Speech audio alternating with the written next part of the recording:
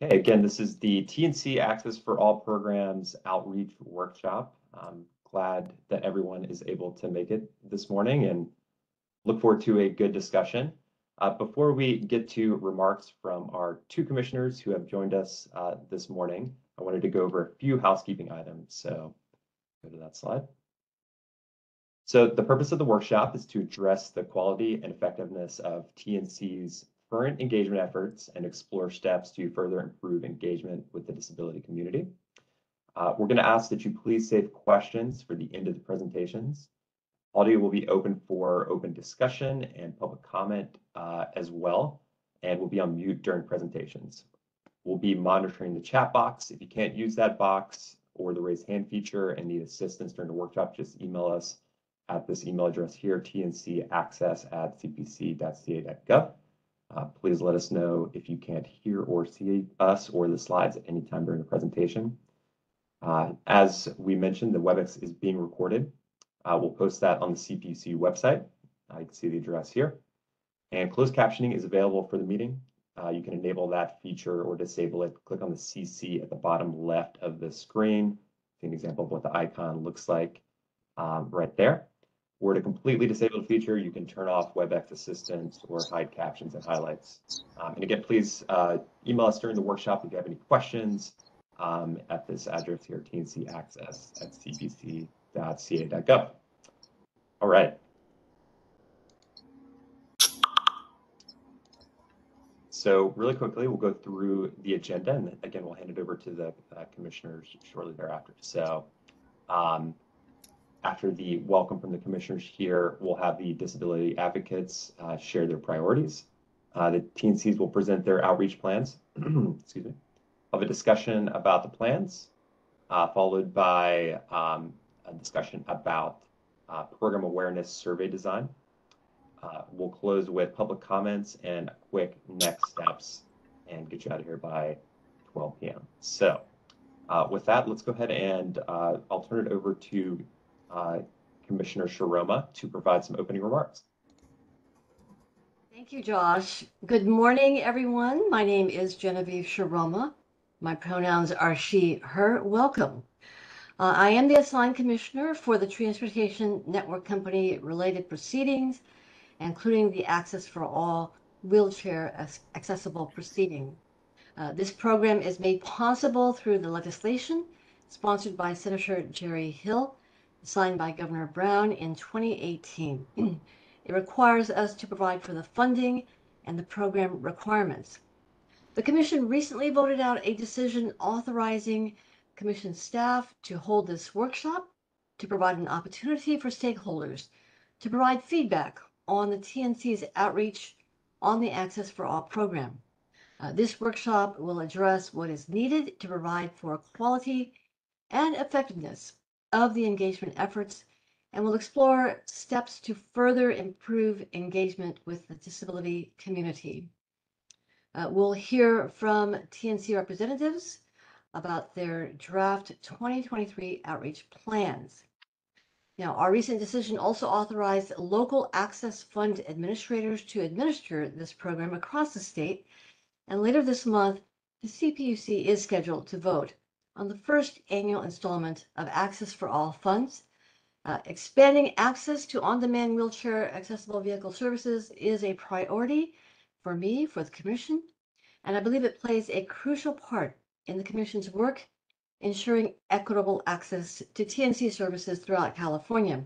So I look forward to hearing feedback and ideas from advocates, the TNCs, other stakeholders about this program and how we can fulfill its potential. I'd like to turn the microphone now over to my colleague and my advocating partner, Commissioner John Reynolds. Thank you. Thank you, Commissioner Sharoma. It's wonderful to be here with everyone this morning. I'm looking forward to today's workshop. I'd like to begin by thanking CPED staff for putting together this workshop and having me here today. I'd also like to recognize Commissioner Sharoma, my advocating partner in this proceeding, for all of her leadership in this important rulemaking pertaining to the implementation of SB 1376. I'd like to encourage this industry to aim for service parity for wheelchair users. my mind, we as a state should reach a point where wheelchair users are requesting a ride in real time and can have that ride arrive with the same punctuality as those requesting a standard service ride. I understand that there are significant barriers to overcome, and we are not yet where we need to be in terms of access for all, especially given the current limited availability of vehicles actually equipped to provide wheelchair accessible rides. At the same time, I recognize that this rulemaking has established important benchmarks to help us incentivize rideshare companies to deliver on-time wheelchair accessible service, and it is encouraging to hear that consequently response times are improving. To this end, expanding and improving outreach by TNCs is a critical priority to help this industry grow to better meet the needs of persons with disabilities. I'm delighted to see such strong engagement from parties on this important topic, and I look forward to hearing all the presentations today. I hope that together we can build towards a shared vision of the future where all Californians have mobility access in their communities. With that, I will turn it back to Josh. Thank you. Commissioner Sharoma, Commissioner Reynolds, thank you very much for those opening remarks. I too am looking forward to the discussion and presentations today. And I realize I may not have introduced myself. I'm actually the supervisor over the transportation analysis section here, so overseeing this work and really excited about this program and excited to see it develop based on some of the conversation today. So with that, I will turn it over to Anna for some more discussion introduction. Thank you, Josh. Good morning, everyone. So to help kick off the second agenda item, we would like to first invite the disability advocates to discuss some of the questions that have been raised from the parties throughout the proceeding regarding WAVE outreach and engagement. Some questions may include what different methods of outreach is effective to increase awareness and utilization of on-demand WAVE offerings. What do individuals in the disability community view as the impediments to WAVE access, and how can outreach assist in removing those impediments? Another possible question for discussion is any ideas of how to increase awareness of TNC WAVEs among the disability community. So I will now pass the mic to Autumn Elliott from Disability Rights California and Melissa Kasnitz from Center for Accessible Technology to do a joint presentation to share some of their priorities in response to some of the questions that have come up during the proceeding to get a better understanding of the effectiveness of outreach engagement within the disability communities. They don't have a slide deck to show, but I will go ahead and pass the mic. So Autumn and Melissa, you can go ahead and unmute yourselves. Great, thank you. I'm Autumn Elliott, she, her, from Disability Rights California. Melissa and I are going to present on behalf of the Disability Advocates, which is a group of 3 nonprofits in California: Disability Rights California, Center for Accessible Technology, and DREDF, Disability Rights Education and Defense Fund. We really appreciate the opportunity to share priorities with this group, and I'll start with our first priority. We've got 6. I'm going to take the first 3, and Melissa will do the last 3.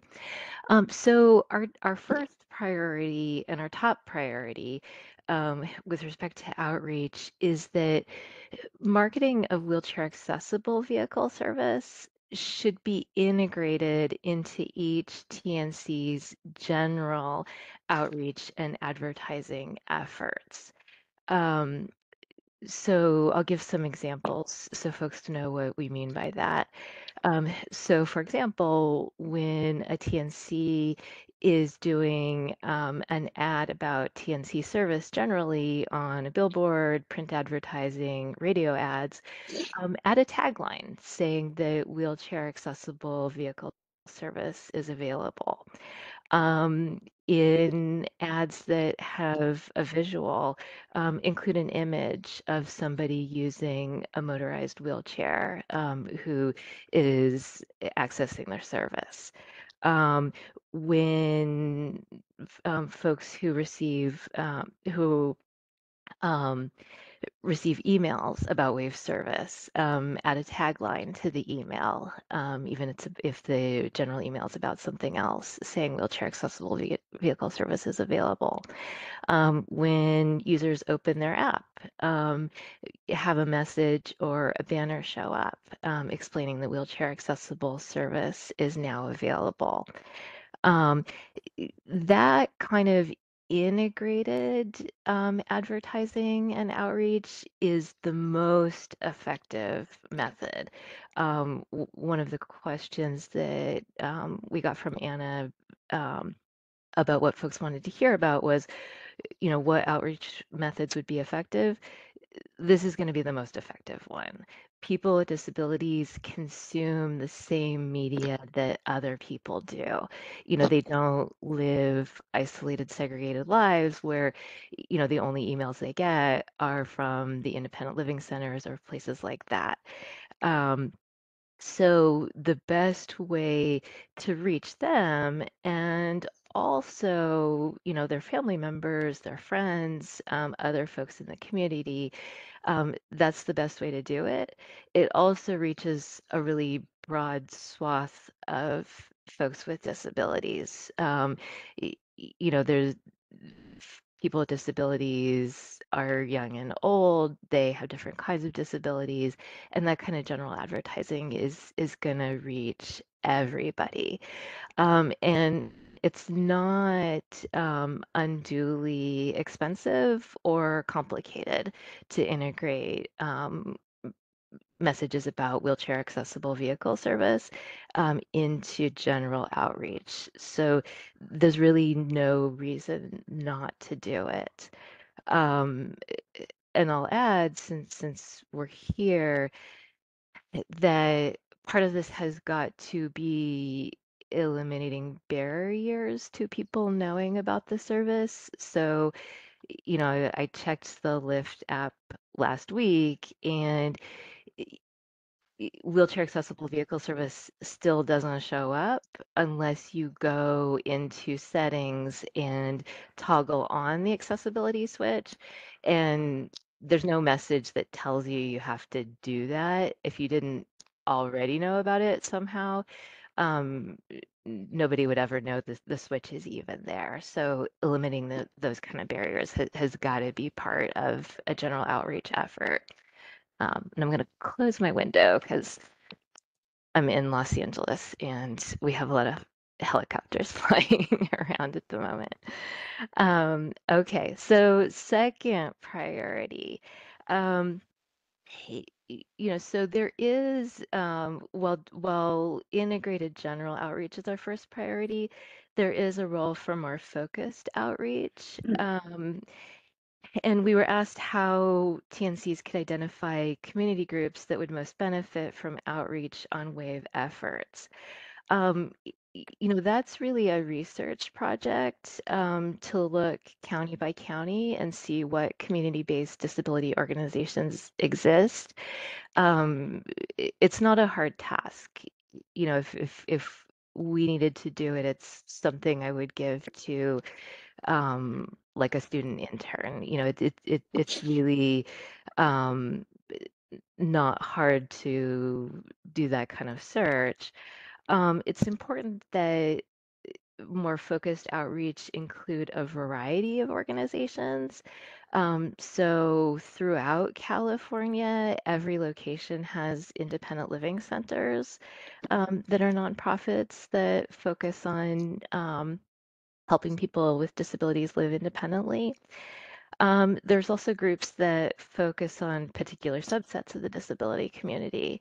In Los Angeles, for example, we have United Cerebral Palsy. There are disabled veterans groups. There are, the California Council of the Blind. There are groups focused on deaf individuals, etc.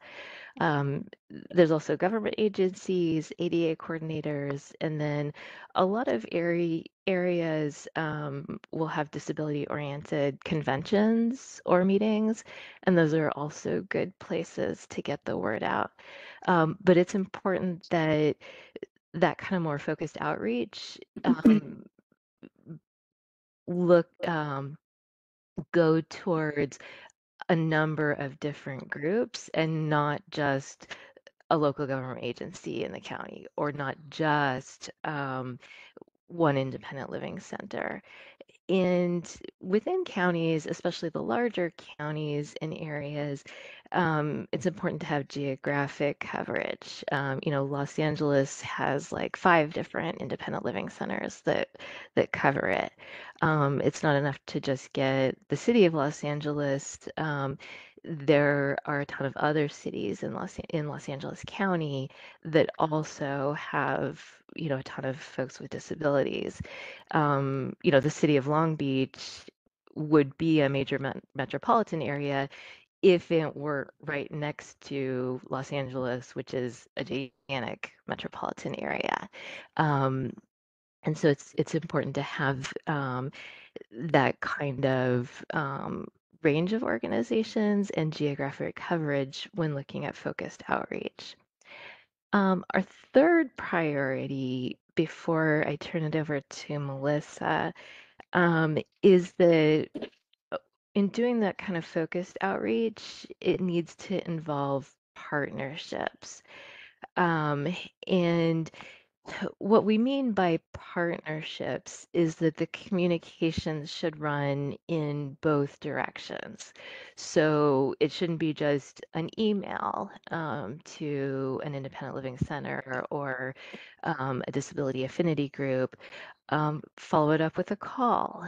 Ask them, have you received complaints? What's your constituents' experience like with wave service? Do they know about it? Do they find it reliable? Are the wait times reasonable? One of the requests, the questions from Anna was for input or testimonials from the broader disability community to understand their experience with TNC, wheelchair accessible vehicle service, why they do or don't use it, what they would recommend to expand awareness and use. And that kind of two-way communication is going to provide the best exposure to that and the best answers to those questions. Another question from Anna was, what do people in the disability community view as impediments to wave access? And two-way communication with community-based organizations is going to be the best way to answer that as well. Because when there's that genuine back and forth, then you really learn what are people on the ground actually experiencing. And so with that, I'm going to turn it over to Melissa to talk about our next 3 priorities. Thank you. This is Melissa Kasnitz with Center for Accessible Technology. I'm going to take the remaining 3 priorities and take them slightly out of order from what Autumn is expecting. Starting with the need for outreach to be paired with quality service. And this is the partnership and feedback point that Autumn was just speaking of. People can be aware of the premise that wave service exists, but if they don't have confidence that they can actually obtain reliable service, the awareness will not translate into utilization. And so the service needs to be dependable so that people are not just aware of it, but they're actually willing to use it. And all of the questions that were put out for this workshop touch on this to various degrees, The first one specifically asks about how to increase awareness and utilization. So it's not enough just to increase awareness. To increase utilization, you need to have that two-way partnership, understand what the barriers and challenges are, not just to awareness, but to utilization, so that people will, in fact, take advantage of the service that exists. And Autumn's prior point about advertising the availability of wheelchair service in the standard advertising also goes to this. Word of mouth is extremely important. And someone who tries to use a wheelchair accessible vehicle and does not get service is going to tell people. And that is going to increase awareness, perhaps, but it's certainly not going to increase utilization. So really, those two things need to go hand in hand. Looking at the questions that were put out, there's more statements about awareness than utilization, but really, even in the questions, they go hand in hand. There's a question about what individuals in the disability community view as the impediments to wave access, and how outreach can assist in removing those impediments. Inadequate service is not going to be cured by better outreach. Inadequate service, which limits utilization, is only going to be cured by improved service and an understanding in the community that service is getting better. Similarly, the testimonials, if the testimonials come back that say, oh, I tried to use it, but 2 drivers canceled and then no one showed, that may increase awareness, but that's not going to increase utilization. So those two things really need to go together. The next priority goes back to the partnership idea that Autumn was talking about. And one element of a true partnership that's part of the two-way communication and the ongoing dialogue is that the TNCs can't expect community groups to do their work for them, and certainly not to do it for free. Community-based organizations have their own missions and their own priorities. They often function on a shoestring budget with limited staff. And to the extent that you want them to take time and effort to collect feedback, to organize focus groups, to engage in an extended conversation about the needs of their constituencies, that takes resources. TNCs don't expect other entities that do outreach work for them to work for free. Whoever handles their email outreach, I'm sure, gets paid. Whoever develops their marketing campaigns gets paid. To the extent that there are true partnerships developed with disability-based organizations, there need to be resources involved. The Commission has been learning this lesson and has taken it to heart recently and has developed a number of programs to compensate not just disability organizations, but community groups broadly for participating in things like workshops and meetings to gather community feedback.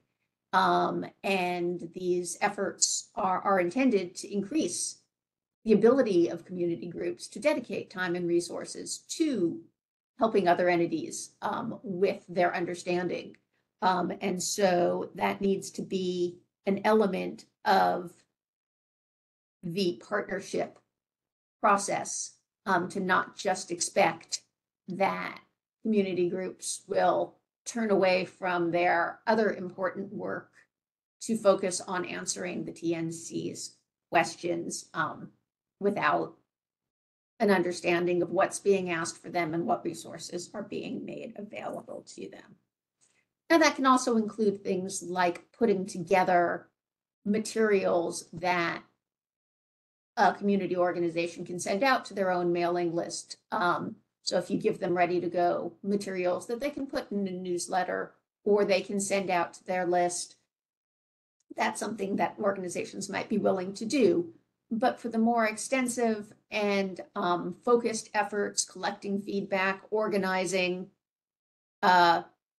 testimonials, engaging in extended partnerships, that's something that you are asking of a group to do, and it needs to be treated like any other professional relationship.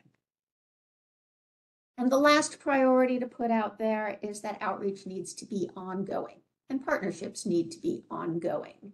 The TNCs should have contact people at organizations that they communicate with on an ongoing basis.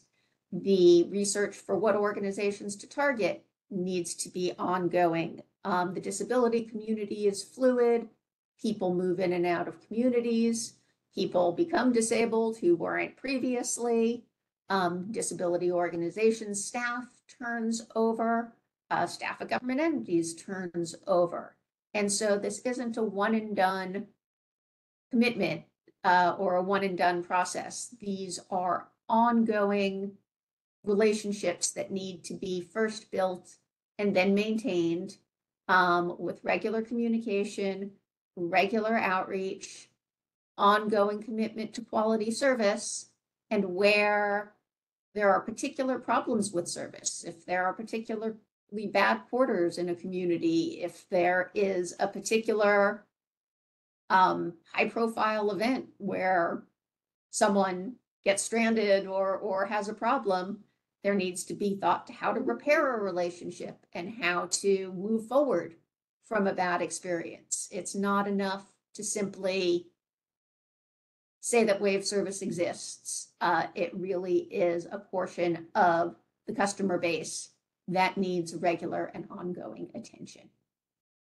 If you have anything to supplement there, Autumn, I would welcome it. Otherwise, that wraps up what I have to say, and we can take questions unless questions are being held until later in the overall workshop. Thanks, Melissa. Thanks, Autumn.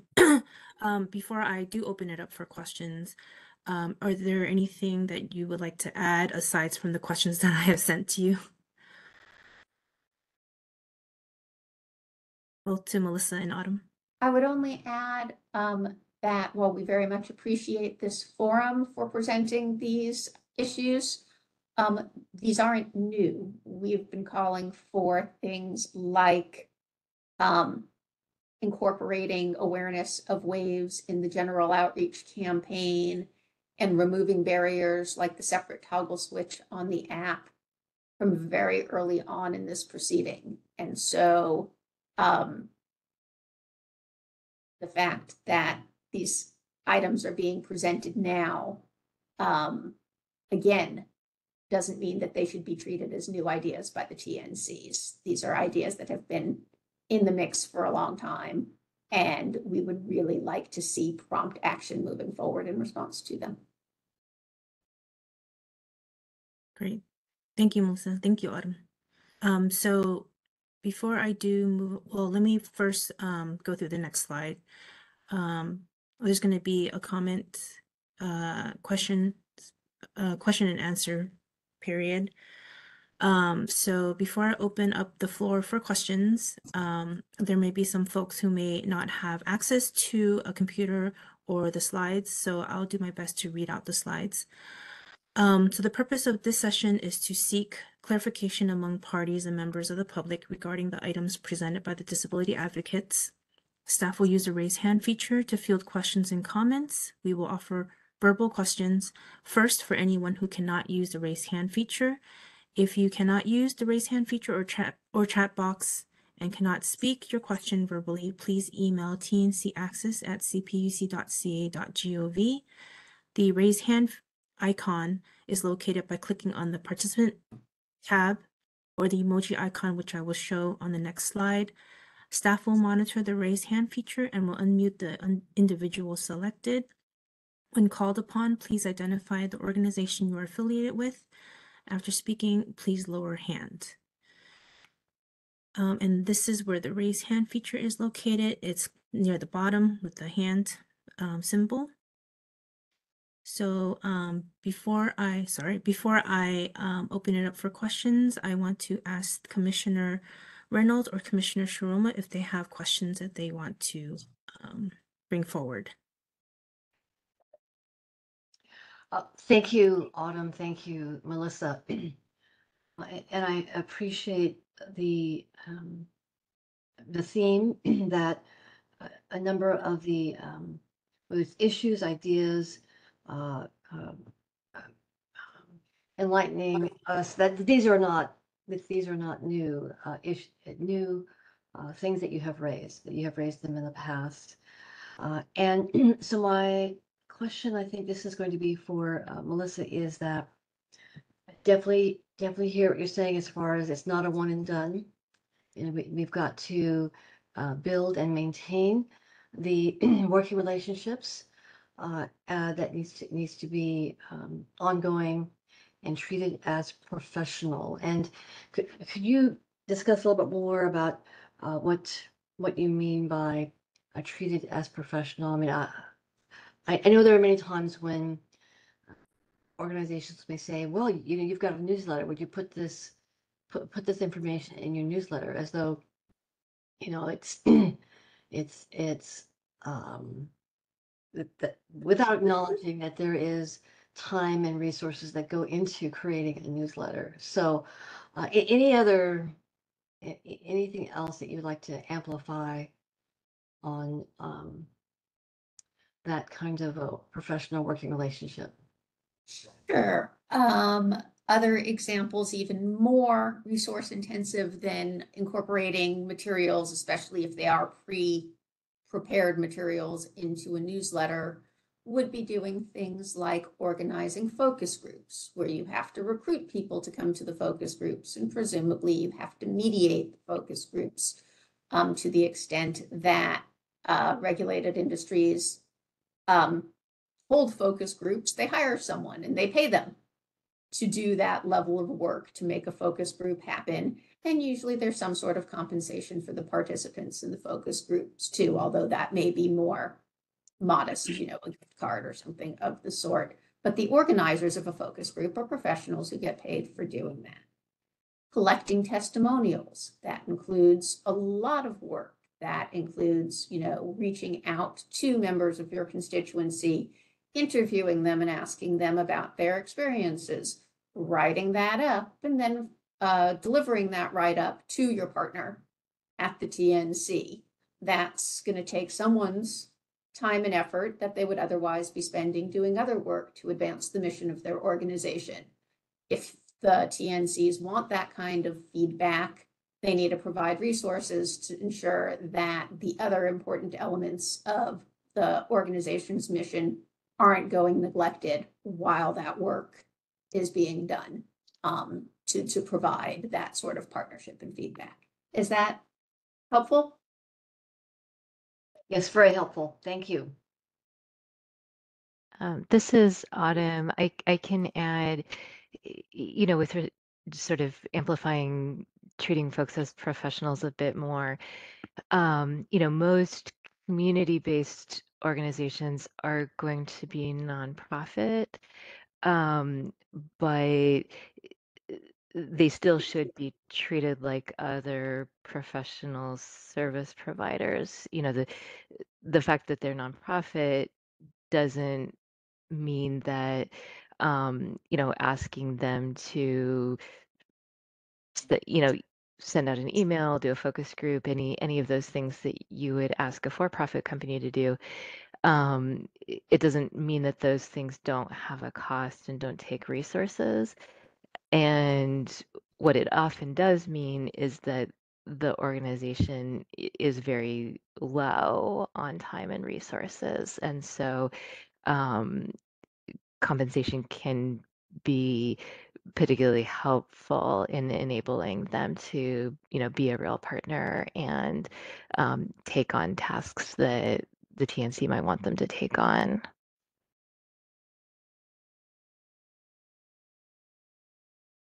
Thank you, Autumn. Back to you, Anna, and I don't know if Commissioner Reynolds may have a comment or a question. Thank you. Thank you. I apologize. Just a brief comment and question. I'd like to thank both Autumn and Melissa for their presentation and appreciate the importance of high quality partnerships between nonprofits and industry in order to successfully carry out this type of partnership. I would welcome if there's some examples of really successful partnerships of this type that you would point to that we can learn from, it would be really interesting to me to hear about some of those examples.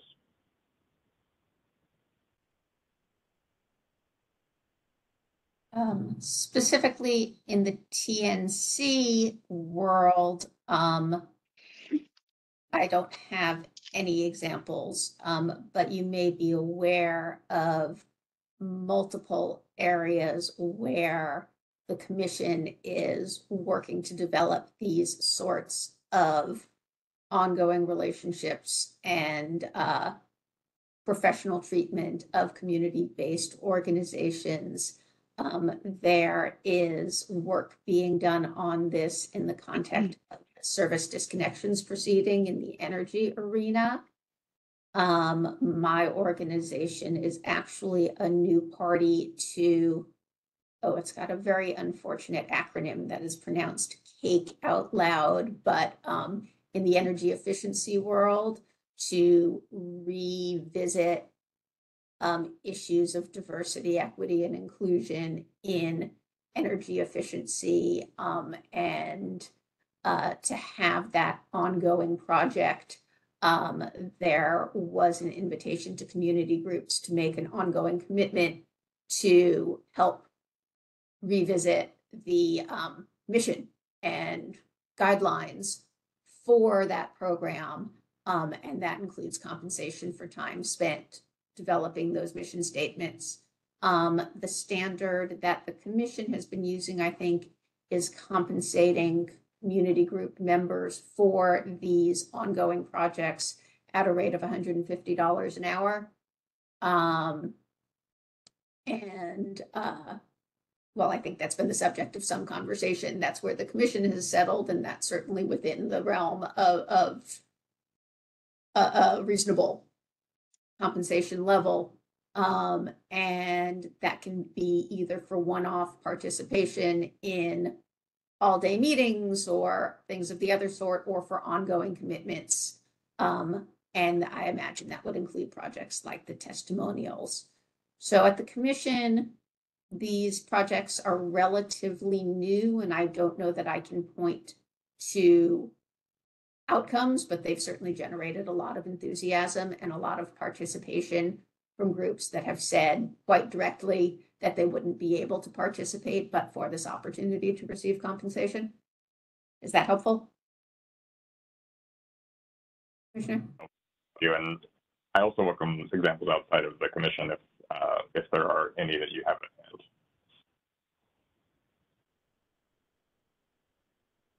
Sorry, Commissioner Reynolds, I didn't hear your follow-on.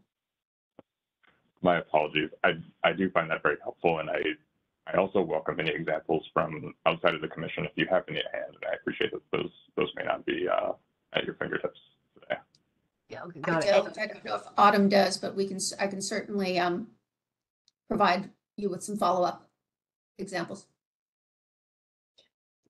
Anna, I'm going to say a few more remarks. You know, I'm reminded, well, first of all, Melissa, your example of the cake, indeed, that's a pilot that we voted out recently, and all geared towards, with an eye to providing for diverse views on that advisory committee in the energy efficiency realm. You know, I'm also reminded of another example, and you know, I will say at the outset, I don't know if this is a good fit, but in our Care Fair ESA program, that is the energy bill discount program for low-income customers, also weatherization appliance program. In our last decision, we did authorize the investor-owned utilities to provide grants to tribal communities, modest grants to tribal communities towards helping the utilities reach the tribal customer low-income households. And so that program is underway. All right, I'll stop there and hand the microphone back to Josh and Anna. Thank you. Great, Yes, thank you. Oh, Oops, sorry, Anna. sorry, Josh, go ahead.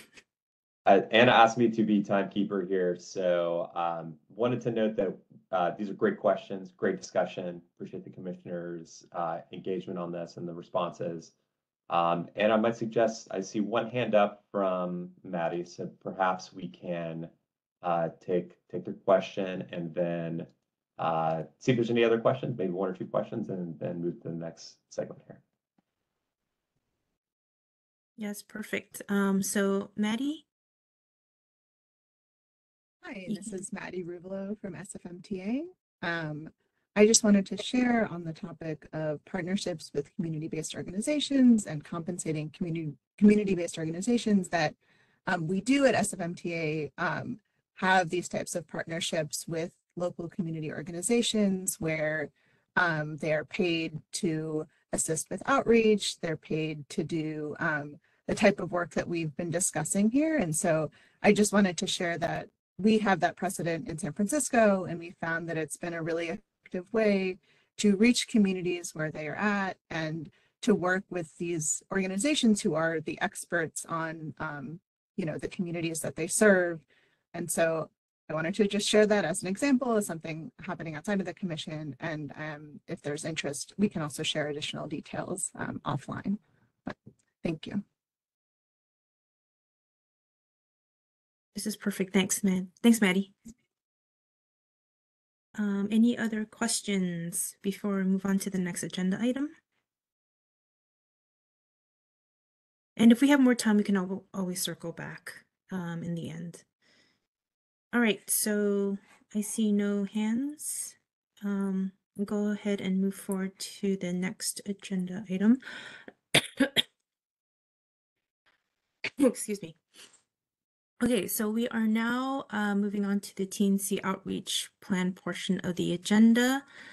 So in the track 4 decision, the commission stated that the statute highlights the need for effective engagement with the disability community and concurs that effective engagement with the disability community by TNCs is a critical component to furthering the acceptance and expansion of on-demand wave service. Hence, in the Track 5 decision states, quote, to address the quality and effectiveness of a transportation network company's community outreach and engagement, a TNC that seeks an offset or exemption in a given county and quarter shall meet the following requirements. Develop an annual outreach plan with measurable goals, objectives, and benchmarks on outreach to disability communities, including to underserved and multi-ethnic communities, and where English is not the predominant language. The outreach plan can apply broadly to all counties or be county specific. So I will now move on to the next agenda item to allow the TNCs to present their draft outreach plan. The list of presenters in order are the following. Lyft will go first, and then Uber will go second. We're allowing approximately 10 minutes for each presenter. Before you begin your presentation, please identify yourself and your position with the company. For others who may have questions or clarifications of the draft plans being presented, please jot them down and you'll have an opportunity to ask questions or clarifications during our open discussion portion of the agenda. So let me first bring up the, sorry, hold on a sec.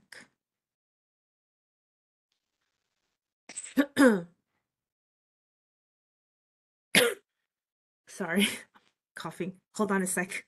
Need some water.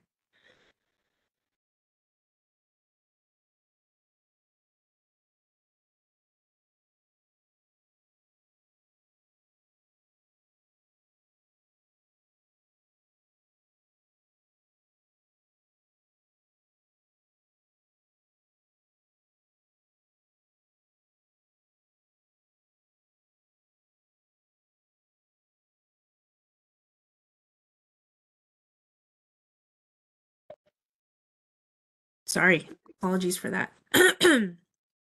Okay, so we will first start with Lyft. Great. Malcolm, you there? Yes, of course. Thank you, Anna. Good morning, all. My name is Malcolm McFarland II. I help lead Lyft's public policy work. Oh my gosh, my computer just logged me out. My apologies of my notes.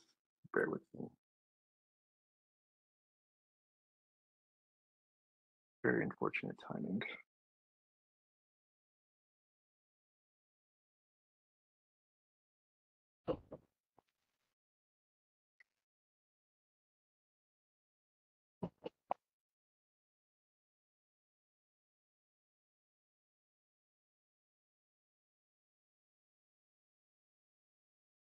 Okay, my apologies for that. Let me start all over. Good morning. My name is Malcolm McFarland II. I help lead Lyft's public policy work here in California. I've been with the company for nearly 4 years, and I've had the opportunity to support Wave Outreach over the past 1.5 years. I wanted to say thank you to the CPUC and CPED staff for hosting this workshop, and to the various disability advocates. Thank you, Autumn and Melissa, for your feedback, and to other community groups for your time and feedback to best inform Lyft's outreach and engagement with the broader disability community. So Lyft's goal is to remove barriers to reliable transportation, and your feedback will assist in this process. Before I go any further, I'd be remiss not to mention that Lyft has experienced some drastic changes over the past few months. In November of 2022 and May of this year, Lyft leadership made a decision to lay off 12% and then another 26% of the Lyft workforce. These layoffs totaled about 1,700 people and led to some team restructuring, with many of us taking on new roles and responsibilities. That included us spending time to identify the appropriate team members to support and lead Wave Outreach in California for the short term and for the long term.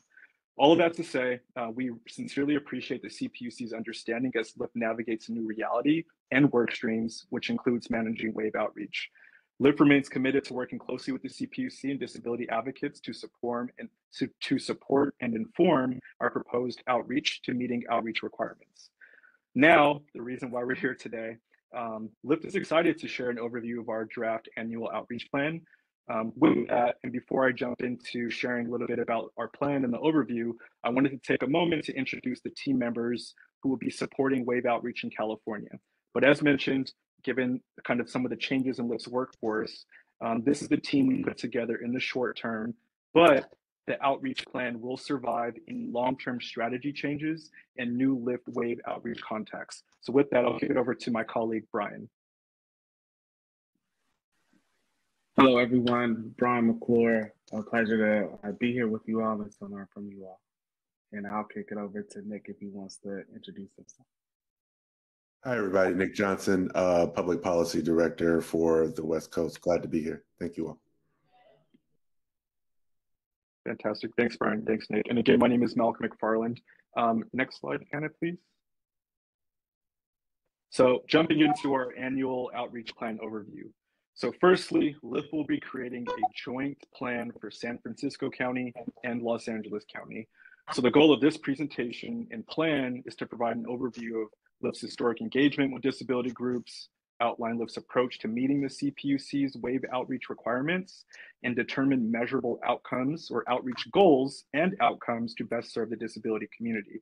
So the outreach plan will include an executive summary, our outreach methodology, our outreach targets, our outreach goals and metrics by quarter, how we're planning to amplify awareness of Lyft's Wave service, an analysis of our outreach effectiveness, and lastly, successes and lessons learned.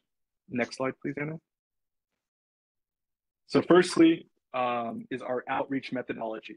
So throughout the Wave pilot, which began in 2019, Lyft has collected and analyzed data from Wave rides in order to gain a more comprehensive understanding of passenger needs, driver response times, and Wave vehicle supply. Our team then uses that data to determine how to best utilize the program. So the goal within our outreach methodology is to also be data-driven. We will gather insight from Lyft's city operations team and our product operations team to make data-driven decisions to best inform our outreach efforts. And from this data, we will prioritize outreach and work to increase awareness of Lyft's wave service in cities within Los Angeles and San Francisco counties, respectively, with the lowest volume of wave rides taken. In addition, we will rank cities from highest to lowest volume of wave rides taken to assess where gaps in community and marketing outreach exist and investigate the factors that contribute to high volume wave ride cities. Next slide, please. So I just wanted to take a step back and talk a little bit about our outreach targets and how we're looking at it as what we call a tiered approach. So since the inception of the WAVE program over 4 years ago, Lyft has successfully cultivated partnerships with numerous disability advocacy groups. These relationships have been critical. I think, Melissa, you kind of mentioned this as well, the need for true sustained partnership. Kind of as several key organizations we partnered with have introduced and directed Lyft to new disability advocacy groups, ones that weren't on our radar, but these are groups who could also benefit from WAVE service. As mentioned above, we are taking a tiered approach to outreach. First is our outreach foundation and priority, and these are cities with low volume wave rides taken. And this will be informed by internal data. And I think it was Autumn, you mentioned Long Beach kind of being a part of that puzzle as well. And so we're going to take an analysis to see where wave rides are taken, where they aren't taken, and target those locales more deliberately. So next is our kind of middle secondary approach, which will focus on outreach and connecting between what we do well and where we can improve. So we'll use data from those high volume wave ride cities to help inform that process. And lastly, but certainly not least, is the tip of the pyramid, which are our existing disability community partners. We will continue to engage existing partners to ensure an ongoing feedback loop to inform outreach to other community groups and troubleshoot challenges. I just wanted to take a moment to give a quick shout out to some of our staunch partners that we've worked with over the past couple of years / months, including Disability Rights California, Southern California Resource Services for Independent Living, and Self-Help for the Elderly. So in our outreach planning efforts, we will ensure that underserved multi-ethnic communities, including ESL community groups, are prioritized. The Lyft team has various resources we use when presenting and introducing WAVE to partners, and these include our WAVE overview deck, or how to use access mode, and how to use a Lyft app that's available in English, Spanish, and simplified Chinese. While we will focus on a kind of data-driven approach to outreach, we will certainly continue to champion our existing WAVE partners and utilize their expertise and guidance when conducting outreach to new disability advocacy groups. Next slide, please. So how are we amplifying awareness of Lyft's WAVE service? And again, and given kind of staff reductions and team changes that I mentioned before, our first goal is to identify who on Lyft's social media team and comms team can help us amplify Lyft's WAVE service. Once that's identified, our next goal is to work to collect positive stories from community partners and promote those positive stories on social media. This is highlighting WAVE ride users' experience and amplifying WAVE service. It's always a matter of the messenger in carrying this forward. So next is to share a quarterly email to our existing disability partners. And again, this is kind of that reverse feedback loop that I think, Melissa, you mentioned as well. The goal is to centralize our WAVE-related comms and support disability advocacy groups by sharing relative updates and news, events, and other opportunities that we hear across our outreach as well. Again, essentially a reverse feedback loop. Third is continue building rapport with existing disability community partners. That sustained outreach that I've heard folks share. The goal here is to utilize their support in word of mouth type outreach and continue to solicit and collate the recommendations for additional disability groups for us to engage with. These relationships and approaches have been critical and successful in our previous outreach efforts. Next slide, please. So our outreach goals and metrics outlined by quarter. We will base our initial outreach metrics from previous offset request letters with an eye toward increasing outreach for forming new partnerships in areas with low volume wave rides taken. In our outreach plan, we will also incorporate a list of target cities and target community groups within those cities where applicable in each of the 3 outreach buckets that I outlined above. And we will derive our outreach metrics from there. Next is our outreach goal, which is centered around the number of entities contacted for the purposes of informing about Lyft's wave service. And that includes emails, that includes virtual meetings, and in-person meetings as well. Lastly is positive stories collected and posted. I will need to confer with our communications and social media team to align on the appropriate goals here, but I wanted to kind of break down how we're thinking about amplifying and tracking Lyft's wave service. And please note that all of these goals will be broken down by quarter in our actual annual outreach plan. And lastly is analyzing and assessing outreach effectiveness. So we'll do a quarterly assessment of outreach targets. Apologies. A quarterly assessment of outreach targets and tactics, including questions: did we increase low volume city wave usage? How many new partnerships were formed? Are the current disability groups we're targeting the right groups? And then we'll channel successes and lessons learned. So over the past 1.5 years, I've learned a lot from the disability advocacy community and collected their respective feedback. So the successes and lessons learned portion of this plan will examine previous outreach efforts and break down what went well and outline our approach to improve outreach in subsequent quarters. Next slide. Thank you all for your time. Lyft will continue to engage with disability stakeholder groups, issue experts, community organizations, and local leadership in order to receive feedback on the efficacy of our outreach, and we will use those learnings to refine plan implementation details. Thank you all for your time. Thank you, Malcolm. Nick or Brian, do you have anything else you want to add? The only thing I would add, sorry, Brian, were you going to say something? No, jump right in. Yeah, the only thing I was going to add that was an interesting point that I believe that Autumn brought up was the integration of wave access in our marketing. And again, as Malcolm mentioned, we've had a lot of transition and turnover at the company, but this is one of the things that we've been thinking about as far as the outreach plan goes and involving marketing more.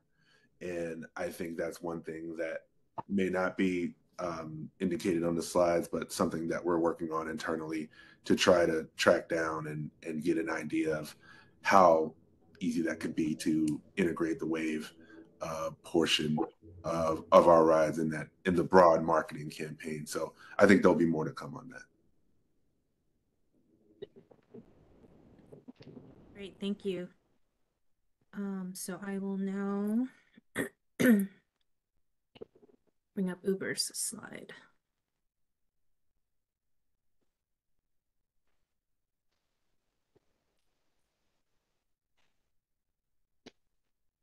Okay, so Uber team, you may now present.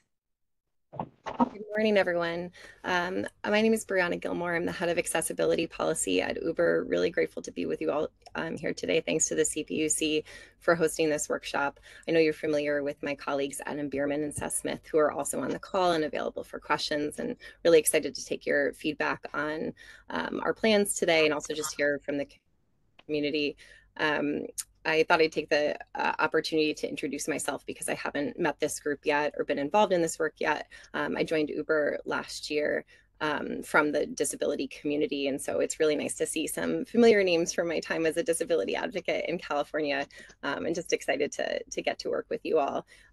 Also really pleased coming to this presentation. We've had conversations over the past kind of weeks and months about really what was necessary to drive the development of this outreach proposal, but also just this work over the coming years. And so yeah, it's very validating to hear from Melissa and Autumn about a lot of the conversations that we've had internally about what it means kind of on the simple end to just identify the partners in the community with whom to work, but then what it takes in the complexity of building a trusting relationship and building long-term relationships with community-based organizations, especially folks who've been disengaged, who might lack awareness about Uber's Wave approach, and who might have additional barriers, sociocultural, language barriers, other types of community barriers to accessing Wave that are immediately recognizable in our platform. And certainly the ability to integrate feedback, to iterate on design, to target our approach back to our community-based organizations, and then of course recognize the value of the time and input by our lived experience experts in the community. I really appreciate Melissa and Autumn that initial feedback, and excited to hear more from the group as we dive in. So what we'll do today is just give a really broad overview. We've had a lot of conversation in refining tactics and our approaches. We know what our goals are. We kind of have a good feel of what our objectives are, and I think they're really in line with what we've heard so far. But in terms of the refinement of tactics, we've got a host of ideas, and just interested to hear feedback from you all today and integrate that into the final version of our plan. So we're just going to share high level, and then excited to hear more about the details.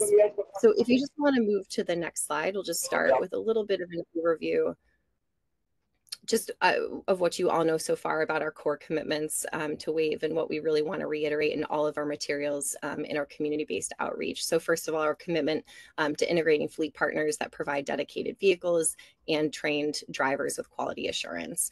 We want to make sure that we're offering real-time accessibility information and learning from you all when things break down. We want to offer seamless and convenient booking, always working to improve ETAs for our community members. And we want to make availability and coverage to the greatest degree possible across California, and always with a focus on safety. So as usual, that's sort of the foundation of our approach. And we'll just get into like our 3 primary goals and some of our objectives for this outreach plan. So Annie, you can move to the next slide. So goal number 1, we want to increase engagement with stakeholders, primarily from community-based organizations and communities who have been historically disengaged, conducting stakeholder outreach, collecting and integrating feedback, and then conducting targeted follow-up.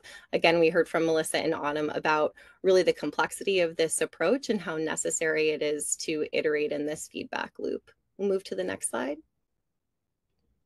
Broad goal number 2, build trusting relationships with community-based organizations.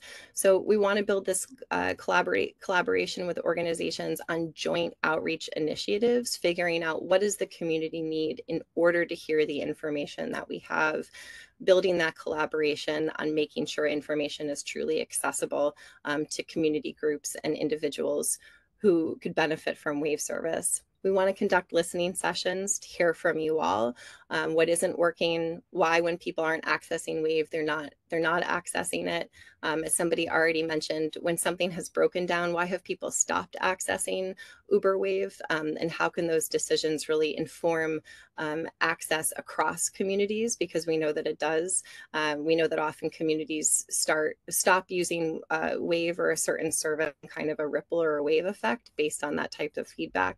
So we really want to listen and then integrate the findings across our product teams. You know, we're here as policy representatives today, but we have a lot of support from the operational side of our kind of fleet and Wave management, but also our product equity team internally, and then engage in specialized outreach with consultants from the community who have expertise, particularly working in and with community groups who have been historically disengaged, whether that's with user research, user design, developing of marketing and outreach materials. And then finally, moving on to the next slide, just broadly goal number 3, increasing general awareness of Uber Wave. So we'll implement a targeted awareness campaign, again, focusing on historically underengaged community groups. And of course, we want to enhance language accessibility, both in the experience of using Wave, but also in our marketing and outreach.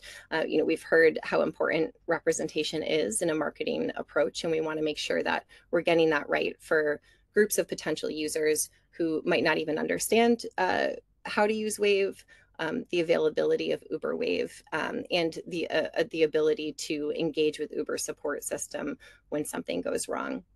So again, this is a really broad overview. We've been refining tactics internally and just excited for the conversation and to learn from you all about within these priorities, how can we make sure that we execute on these goals and objectives. And if there's anything that we're missing in our broad overarching objectives, happy to hear that as well. So thank you so much again for having us and for your time. Thanks, Brianna. So let me stop there. Go back. Okay.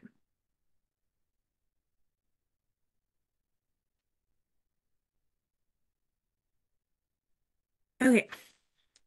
So so we will now move into the outreach plan discussion portion of the agenda.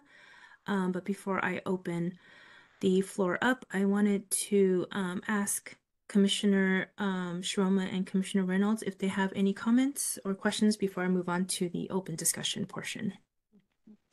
Thank you, Anna. Thank you, Malcolm. Thank you, Brianna, for the overview. My question is simply this. For Malcolm, now your team likely already has experience in marketing, I mean, professional marketing, what it takes, what it takes to drill down to figuring out how to resonate with the customers and garner more customers. But that is my question, that in your through the layoffs and some retooling, and out of adversity comes opportunity, and it sounds like you're embracing opportunity with the changes there at Lyft. But in your approach to increasing Wave ridership, are you utilizing? Do you have folks on board who know how to utilize best practices in hearing from the customer base, focus groups, in crafting the campaign? And I have the same question for Uber as well. Yes, thanks for your question, Genevieve. And to zoom out, what Lyft does is work closely with disability advocacy groups to ensure that our engagement with drivers, our onboarding with drivers are best informed with the latest practices in terms of how to engage with the disability community during rides. From a marketing standpoint, to be very honest and open, I can't really speak to that. And it's something that we need to work to identify whom that person is. But I'll certainly take that question in consideration as we work to kind of continue working through building out our outreach plan and follow up with your team. Thank you for that question. I'll also just answer, we certainly understand how complicated it is. And at every kind of level of our app and experience, we recognize that. And then in every community group, in each of our user groups, we understand that. And there's no one answer. So a lot of us have kind of experience from the community and sort of how to design public health education, for example, and how to achieve like targeted pedagogy for any of our educational materials. Otherwise, we have, as I mentioned, a product equity team who really focuses on cross-cultural transparency language and what that really means intersectionally. How do you build trust, perceptions of safety amongst our user groups? And then we're always integrating feedback about when that goes wrong. I mentioned that we're engaging expert consultants who have kind of expertise in underserved communities in California, specifically for this, the development of marketing materials. I would also say, though, that like, especially as somebody who comes from this type of community work, what we're always most concerned about is when we don't hear the feedback, when we don't hear about when things break down, because we know that means that somebody's been so cut off from engagement around user trust and safety that they don't even feel like it's worth offering feedback. And so trying to develop that trust back and gain that trust back over time, we know that we can't necessarily rely on the information and the expertise that we currently hold. We're interested in hearing about how to develop that and learning along the way. Okay, well, thank you both. And I come at this question from my own utility experience where we tasked our staff to achieve, a certain level of effective energy efficiency and other programs, and that did involve focus groups, branding, very really a clear understanding of who we were trying to reach, what needs we were trying to fulfill, and how to entice the customers to uptake of the program. So, do appreciate your answers. Thank you. All right, Commissioner Reynolds. Thank you, Commissioner Sharoma. A couple of comments and a question. First, I neglected to note in my opening remarks that I do have a conflict at 11, so I will have to drop off of this meeting shortly. But my advisor, Kate Pollock, is here and listening, and I will follow up with her on subsequent discussions during the course of this workshop. I'd like to thank the presenters for walking us through their outreach plans, giving us kind of the high-level overview of the goals of what you're planning to do. I imagine that there are potentially different strategies that you'll be employing, in part depending on really the state of your plan. At an initial stage, as you're trying to get outreach to persons with disabilities really off the ground, you may have something of a bolt-on approach where you don't have a plan that's fully embedded in how your company goes about developing its product and its marketing. I imagine as the program matures, you'll be more closely integrated with your product development teams, with your marketing teams, communications teams, and the needs of customers with disabilities throughout the state will be more closely considered in your day-to-day process of improving upon and talking about your product. I was really interested, Brianna, in the product equity team that you mentioned, and you talked about it a little bit further in response to Commissioner Sharoma's question. Could you elaborate a little bit further on that team and its role within the organization and how it fits with others in the company? Sure. Yeah, I'm happy to a little bit, and then I'm happy to follow up with you with some information and certainly some contact information for the group. So our product equity team started as kind of in response after the murder of George Floyd, but had really been kind of a long-standing goal of some internal folks working in product engineering to embed equity intersectionally across all of our product development globally. And so they've been building slowly at first, but then increasing resources. So I think in 2020 to the end of 2021, I think there were 2 full-time employees, and I think they just hit 20 full-time employees as of a couple months ago. And these are, folks from across the world who really have kind of intersectional lived experience. They're really focusing on internal education across teams, just really sharing information about what it takes to link sociocultural equity and embed that into our products and approaches. We have 2 full-time user researchers, folks who come from research background, but also public health communication background. And then we have designers, product managers, program managers, and engineers who are people with disabilities, people from different community-based groups who are using both their lived expertise as well as their professional skill set, to embed an equity approach into our core experiences. That's really fascinating and exciting, and thanks for sharing more about that. And I would love to have continuing conversations about that part of the organization and how it fits into the bigger picture. Absolutely. Yeah, I'll follow up with some contact information, and we can set up a call for you to learn more. Thank you, Commissioner Reynolds. Thank you, Commissioner Sharoma. Melissa, it looks like you have your hands up. I was wondering if we can possibly hold the questions until the open discussion portion. I just have a couple more slides and then, okay, thank you. So before I do open up the discussion, I wanted to provide some guidance as to how staff intends to review these outreach plans. Generally speaking, the review of the outreach plan should not be controversial and should be fairly straightforward or ministerial, as it is a Tier 2 filing. The review of the outreach will be separated basically into two different categories. One is, did the TNC submit the required documents? And two, did the TNC satisfy the requirements? So for example,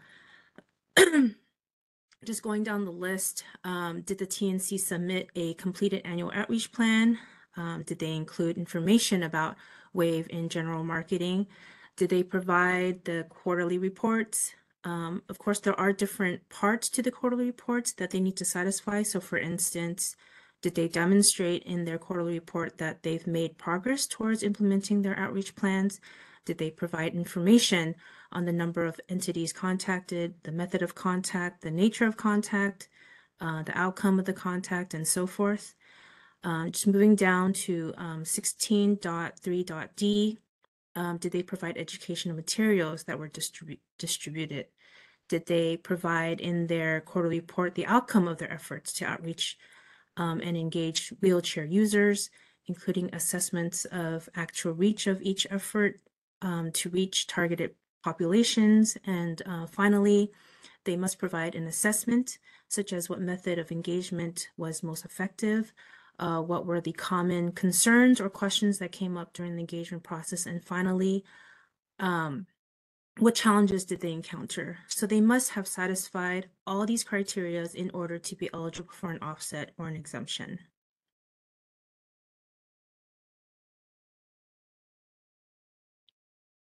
So we will now move on to the outreach plan discussion portion of the agenda. So again, the purpose of this session is to enable robust dialogue and with and among parties regarding TNC outreach plan presented. Staff will use the raise hand feature to field questions and comments. We will offer verbal questions first for anyone who cannot use the raise hand feature. If you cannot use the raise hand or chat box and cannot speak your question verbally, please email tncaccess@cpuc.c.gov. I will be monitoring that inbox. The raise hand icon is located by clicking on the participant tab or the emoji icon. Staff will monitor the raise hand feature and will unmute the individual selected. When called upon, please identify the organization you are affiliated with. After speaking, please lower hand. And then, of course, this is where the emoji icon for the raise hand feature is. I will now pause and open up the lines to see if there's anyone that doesn't have access to the raise hand feature or... Okay, so I'll go ahead and unmute Melissa. Melissa, go ahead. Oop, sorry. Okay. Am I unmuted? Yeah, you're unmuted. Yeah. Thank you. Thank you. I have one very targeted question for Lyft and then a more general question for both TNCs. The targeted question for Lyft, which you may not be able to answer on the spot, but I would appreciate you looking into, is whether you can commit to getting rid of that toggle switch for people to be able to access the request for wheelchair accessible rides. Yes, thank you for your question, Melissa. And I hear you loud and clear based on what you mentioned previous that this is not a new issue.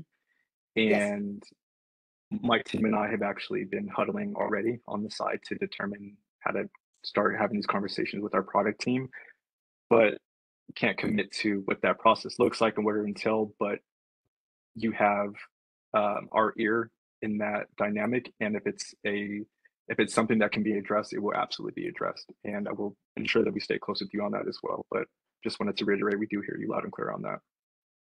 Thanks. And then more broadly, that's a very specific example of the bigger point, which is I appreciate being told that our input is welcome and useful.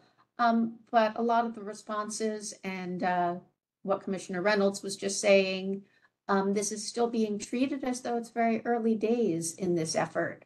But the TNCs have had an obligation to do this since the program's inception.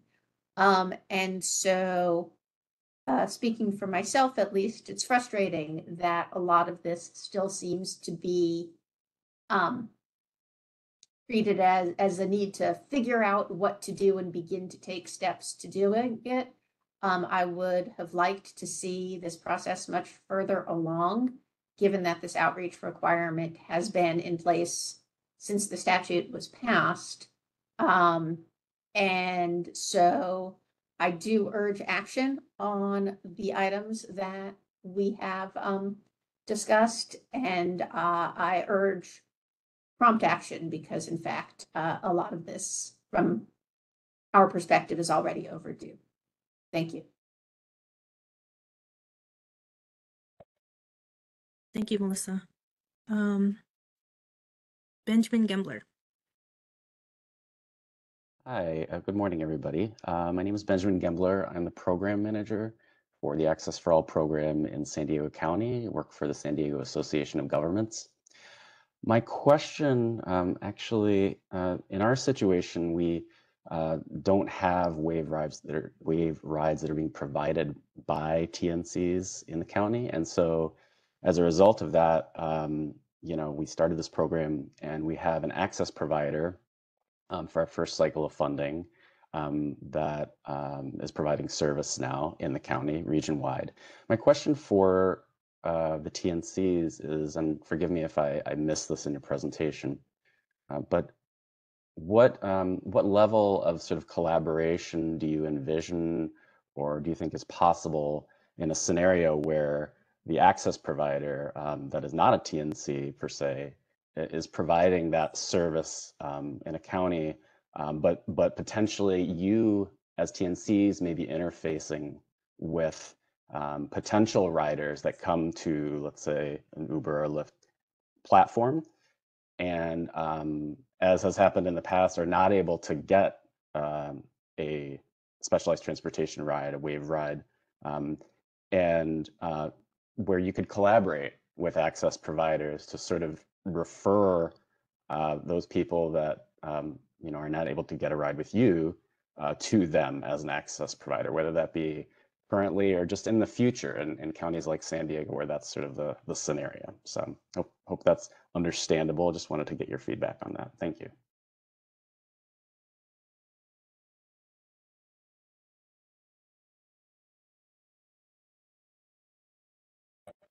Lyft and Uber.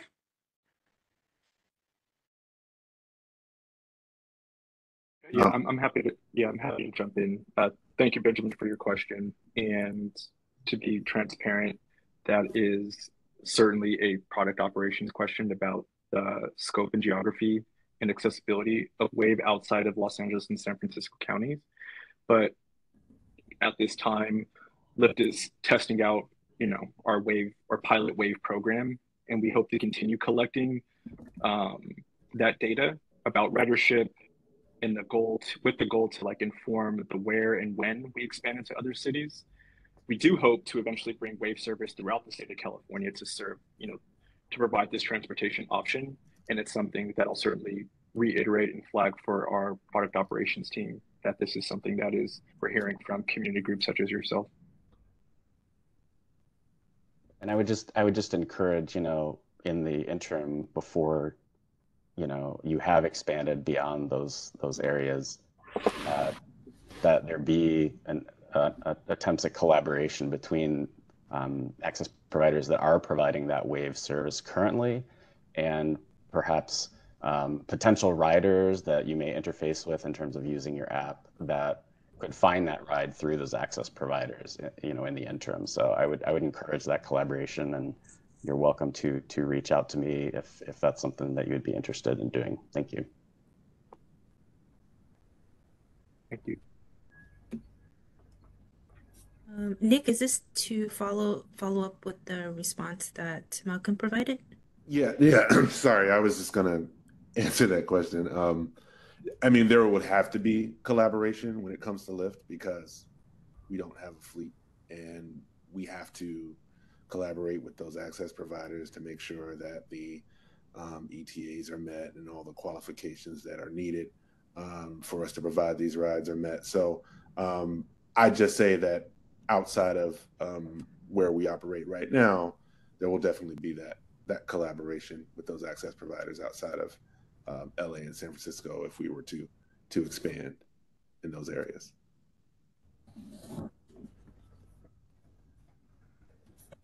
Great. Thanks, Nick. Ben, is this also a question for Uber as well? Yeah, it was a general question, yeah, for both TNCs, just kind of as I said, in the here and now, to try to sort of maximize the number of wave rides in these counties that TNCs have not expanded to yet, but that they're operating in, and that data shows that people have gone to and not gotten rides many times over. So yeah, to both TNCs. Yeah, it's something that we can definitely consider, Ben. I'm just thinking of some of the ways that kind of that flow of information would work. We want to make sure that we're showing availability of Wave in places where it's available. And so a lot of times if a person can't access Uber Wave in a certain area, they're not going to see it on their list of available options. And because we don't collect personal demographic information like a user's disability, it wouldn't necessarily come up as like a tag or like a ping of information. So I'm just like thinking about some of the difficult flows that kind of intersect with privacy considerations, but also clarity and transparency. And yet to be able to quickly access information about other available resources would be a really valuable service for our users. So we can keep talking about ways that we might be able to do that.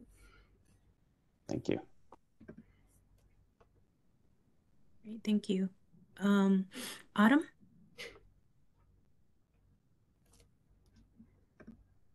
Thank you. I have a comment and a question.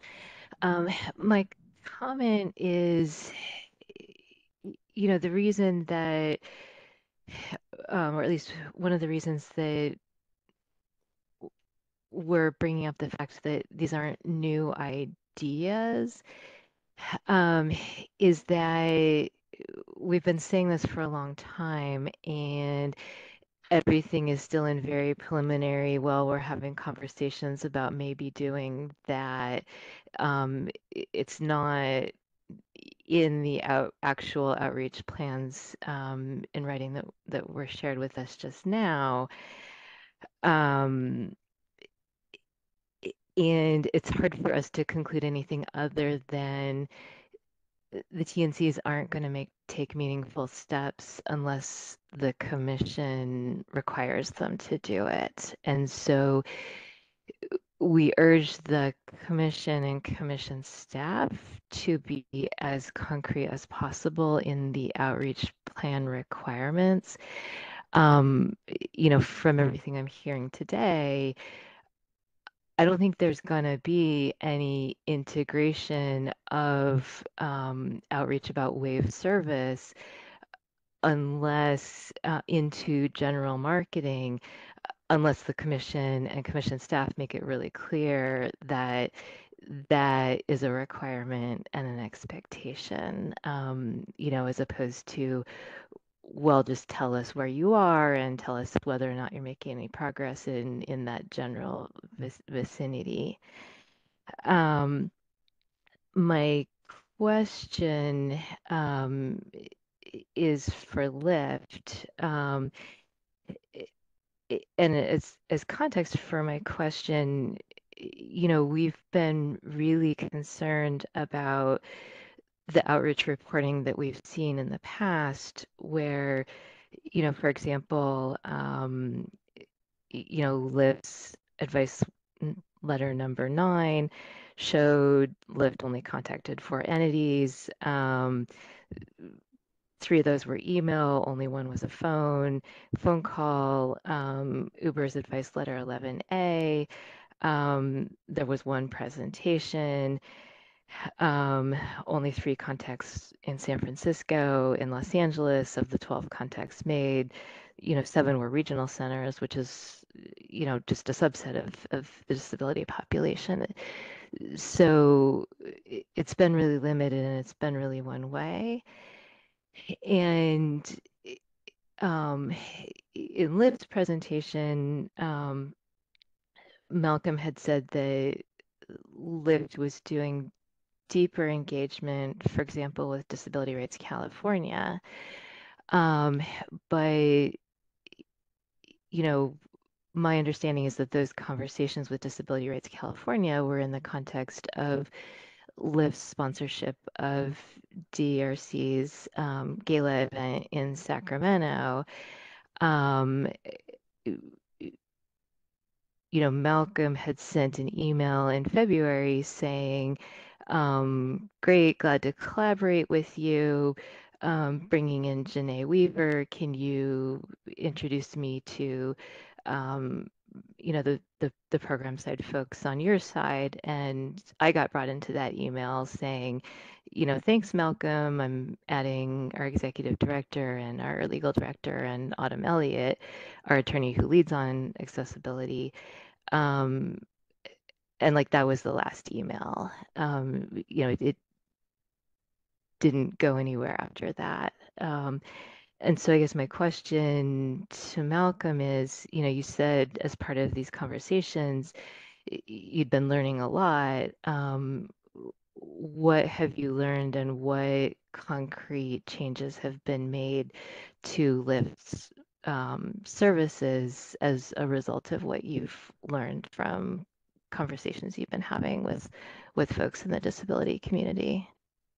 Yeah, thanks for your question, Autumn, and I'll do my best to kind of unpack the different components of your question. But to your first piece around the email connection, I'll certainly follow up with my regulatory compliance counterparts related to having that other conversation following the gala, that email conversation. I'll connect with them about that.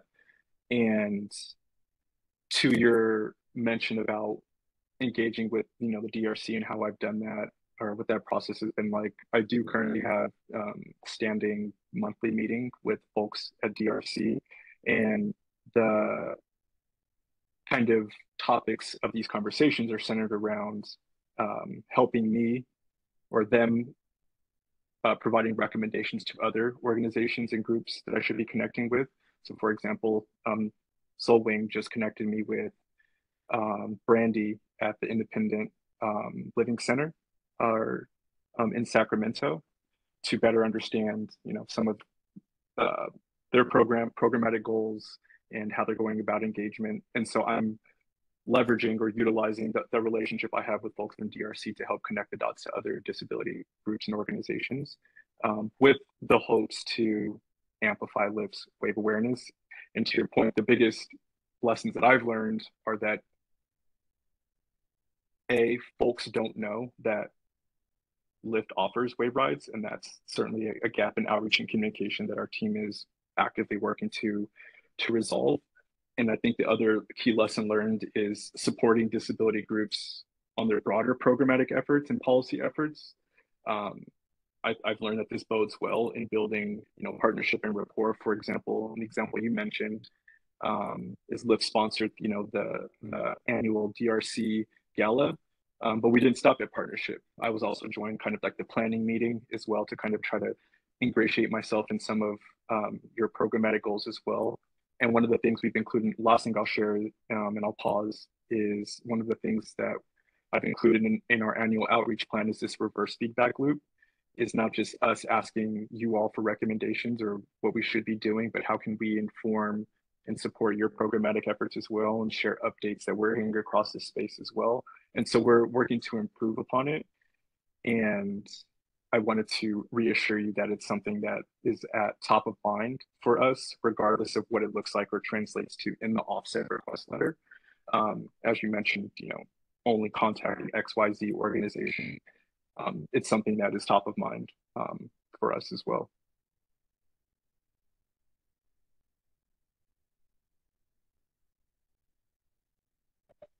Thanks, Malcolm. Of course. Autumn, do you have anything else you want to add? Just are there concrete changes that have been made to Lyft or Lyft services as a result of what you've learned? No, I can't speak to the product side, which is I know a lot of concerns for you all. I can speak to the outreach side, and the outreach side has certainly improved in terms of the scope and the who of who we've been engaging with in terms of community organizations. If I may jump in here, so it cannot be overstated that we understand what Melissa and Autumn are talking about as far as these are not new issues that they've been dealing with when it comes to TNCs and specifically Lyft. Just speaking for specifically Lyft, obviously, but we have kind of taped this team together. Given that we've lost almost 40% of our workforce over the last 6 months. And these are new to us. And so a lot of the operational questions that you have are things that we have to go back and ask about. This team is policy-based, and Malcolm has his experience in community affairs before coming to policy, and Brian in social impact before that. And so with this new team, I think that we can do a lot better than what you've seen in the past when it comes to outreach. But again, focusing on just the outreach piece and what that can bring to the product, the operational piece of that is something that we have to, go back to our teams and honestly, in a lot of situations, find out who is left to actually make these changes. And then obviously, can they triage that with other things that we have to do? But I'd say that also, I would like to understand what you heard today that would make you think that we can't do an integrated marketing plan, because I think none of us are marketers. We do not work on the marketing team, but we heard you loud and clear on that. And that was something that we've been discussing already. And, if it's coming from, past experience where you've asked, things to be done and they haven't been done, I apologize for that, but that was not this team. And so I would just ask for a little bit of grace while we're going through this transition period. But I think as far as integrated marketing, as far as the toggle switch, those are easy questions to ask. Whether we can do it is another question. And if we can't do it, we can have that conversation. But I would just ask for just a little bit of understanding as we kind of transition to this new outreach team and trying to understand how operationally we can make some fixes that you and Melissa are asking for today. Go ahead, Autumn. Thanks. And I do want to acknowledge the situation that you're in. And while my targeted question was for Lyft, I don't want to take the focus off of Uber either, because I did appreciate hearing about integration into marketing efforts in your presentation, even if it wasn't part of the written presentation. And I would also like to hear from Lyft what commitment they could make. But the fact does remain, and you'll see it if you go back into the written comments that and proposals that we've submitted to the commission over the years.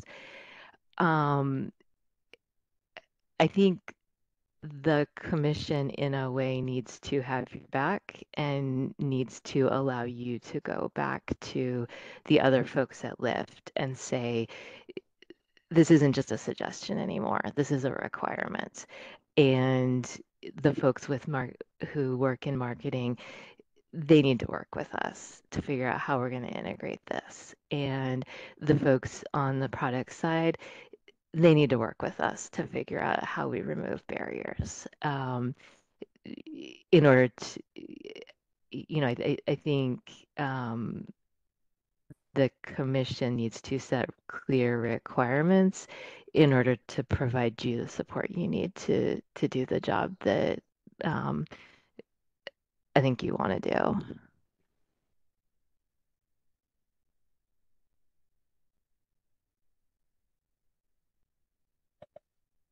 Then Autumn, did you say you wanted to ask Uber the same questions? Yeah, so my question for Uber is, can you commit to working with your marketing team to ensure that outreach regarding wave service is integrated into general marketing efforts in the ways that we've been talking about today?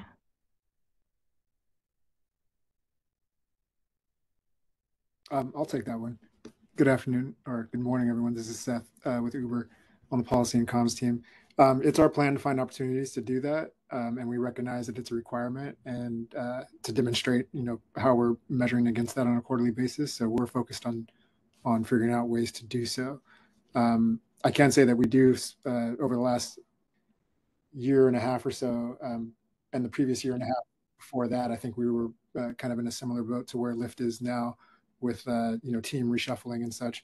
But over the last year and a half, we've had a pretty solid team focused on this as far as outreach is concerned, and we've conducted quite a bit of outreach to organizations up and down California, not just disability advocacy organizations, either at the local or state level, but we've branched out to include veterans groups, organizations representing culturally and ethnic minorities in the state. And we'll continue to do that. We're also proud to feature the Wave product prominently on our website and on the platform. And we'll work to figure out ways to increase that marketing. I'm curious if I can ask a question. Autumn, is the marketing, is your goal with marketing to increase Wave demand? Because we're not necessarily seeing like a demand drop off anyway. So we think people, like, based on the outreach that we've been doing, it sounds like people know that the Uber Wave product exists. What we're trying to focus on now is improving wait times, improving quality of the service throughout the state.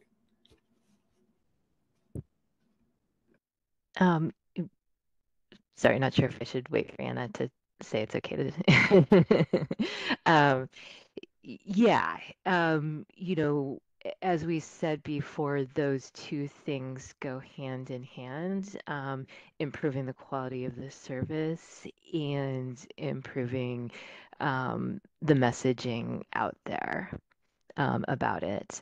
And, our understanding also is that part of what's made it difficult in the past to offer effective wave service is lower demand, that it's a little bit of a numbers game. And so increasing the amount of demand for the service, should address that aspect of the situation.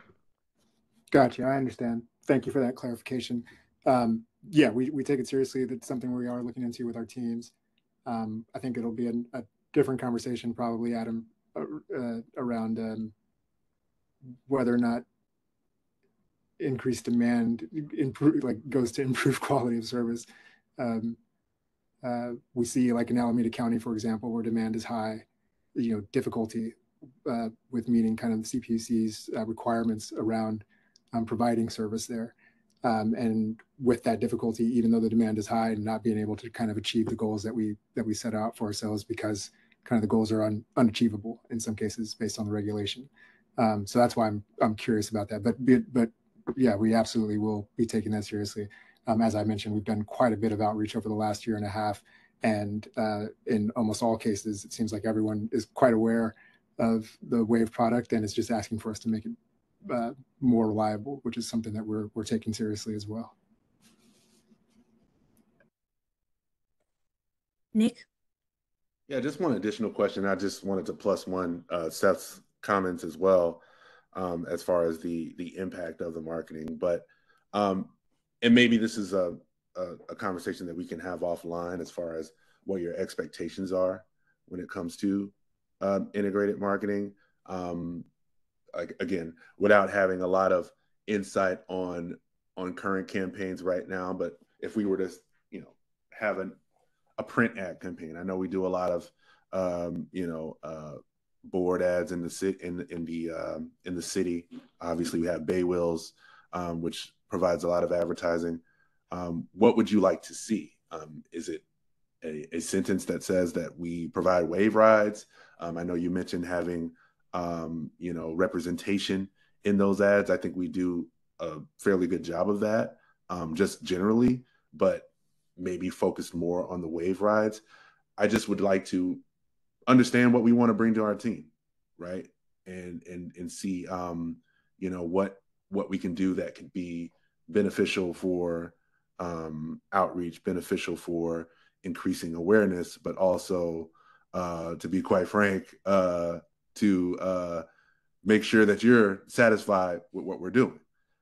So this could be something that we can talk about offline, but I just wanted to throw that out there as well. Thanks. And if it's helpful, I just grabbed the examples that I gave from my presentation earlier and put them in the chat, so that they're in writing.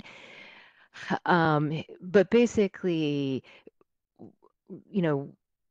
when somebody in the general public interacts with Uber or Lyft's general advertising, that they also be made aware that there's wheelchair accessible vehicle services available. So it could be a little tagline in a print ad, on a billboard, on a radio ad.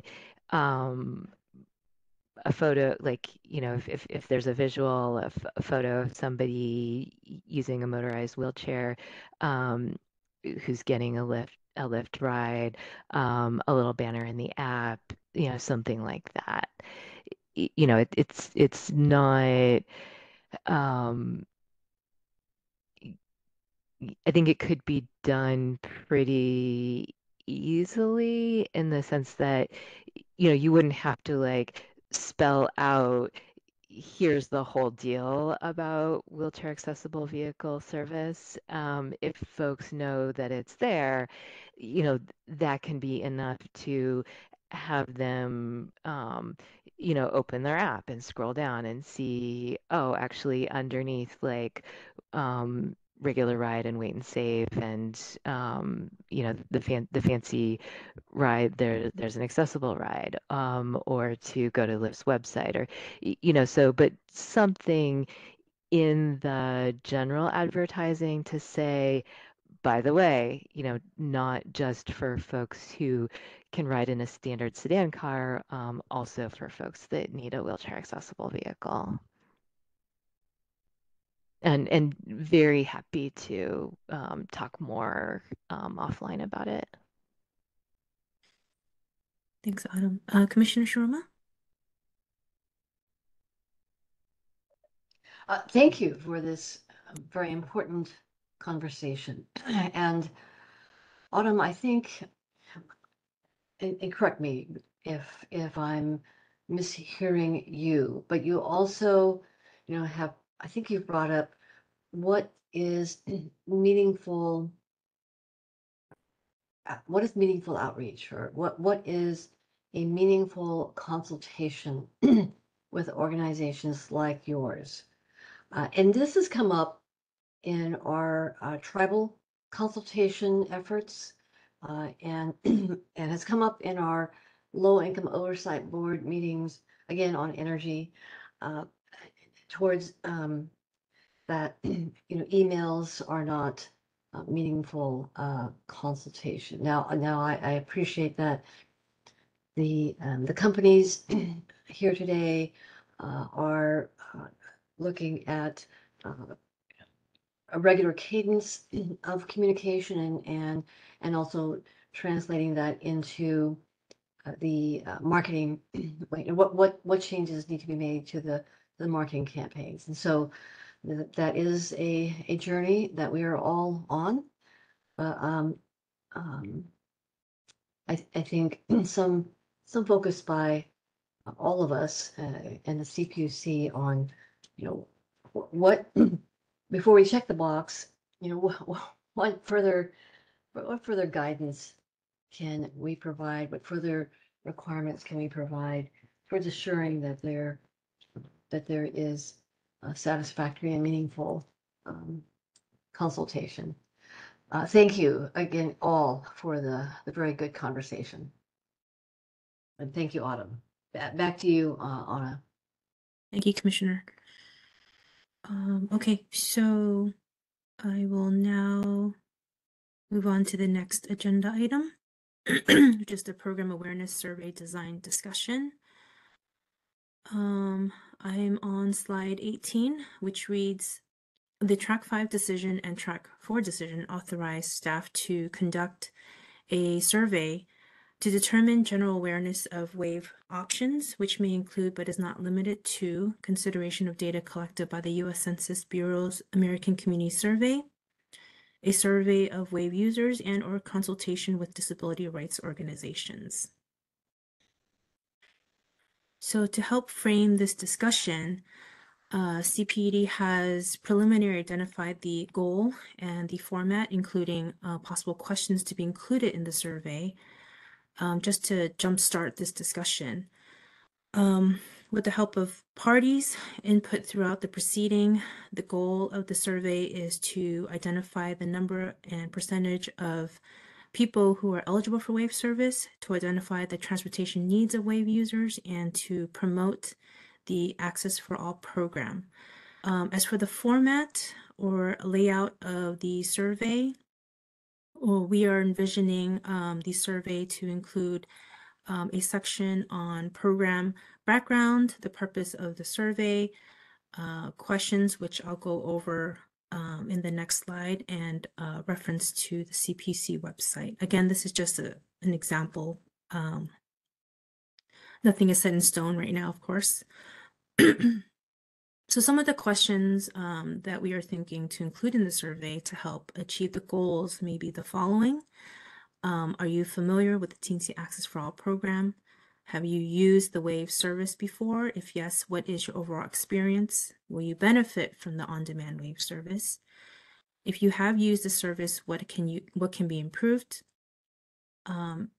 Any other comments you would like to share, and provide location, so possibly a zip code. Again, these are just suggestions to kind of help jumpstart the discussion, consistent with the Track 5 decision to refacilitate the working group to continue to solicit feedback on TNC outreach. I will be scheduling a monthly working group meetings following this workshop, so we can further refine the survey collectively, including like what method would be best to send out the survey, the timeline of when the survey should be disseminated, and who should disseminate it, and so forth. Also, of course, the working group will also help to further discuss some of the issues that were brought up today. So let me just stop here and open it up for discussion. If you have any suggestions now, we would love to hear it. I know this is something that this is the first time you've seen this, so if you don't have any comments, you can, we'll definitely revisit this during our working group. But let me stop there. And see if you have any questions. First, I guess, let me just see if you have any questions about the survey. Melissa? Thank you. In a couple of your sample questions, you talk about using the service. I would like to encourage that to be expanded for both of them to have you tried to use the service. Because one of our concerns is people might try and not be successful. And not only is that their personal experience, it then may be something they talk about and spread by word of mouth. And so it may have a ripple effect. So if someone hears there's WAVE service but can't find how to use it on the app, or they try to request a ride and nothing is available, or they don't realize the geographic limitations and try to call in an area that's not actually served. That would all be important feedback as well.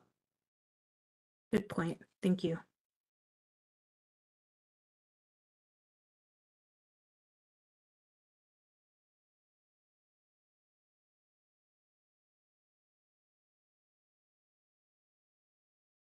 Okay. Again, like I said, this is the first time you've seen it. So, oh, Malcolm, go ahead. Yeah, my apologies. I just put a question in the chat, and sorry if I missed this, but who is the audience for this survey and what is the method of delivery? This is something that we would have to discuss further, possibly in a working group session, so that we can brainstorm to figure out which audience and also the type of method to how it should be delivered. Great, thank you. Our marketing and product and regulatory compliance, all our various cross teams working on this issue would be very interested in some of this feedback as well to determine what is actually we can actually implement and what are things we can improve on as well. So I just wanted to clarify, but thank you. Thank you.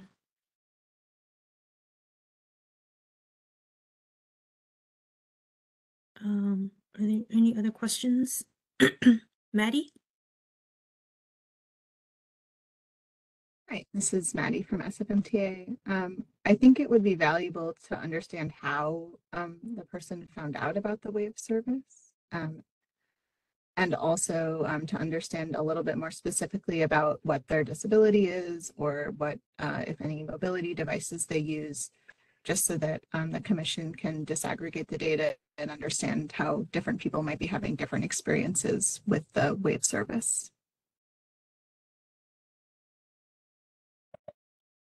Thank you, Maddie.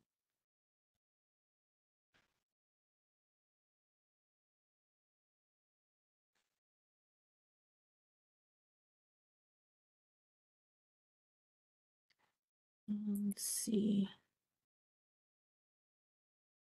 All right. It is time check. Let's see, time check. 11:30 is public comments. So it is exactly 11:30. So we are on time.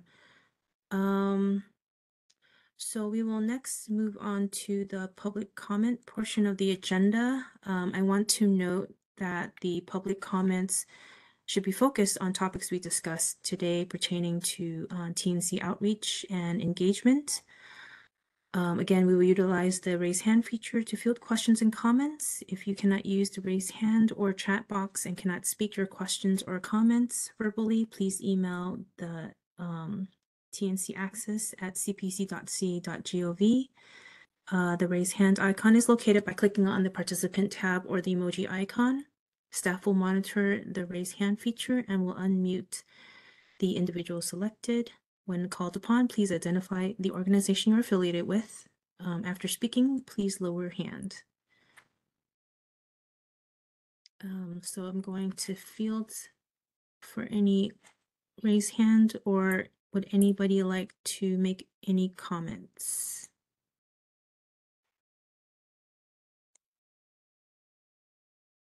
Maddie. Hi again.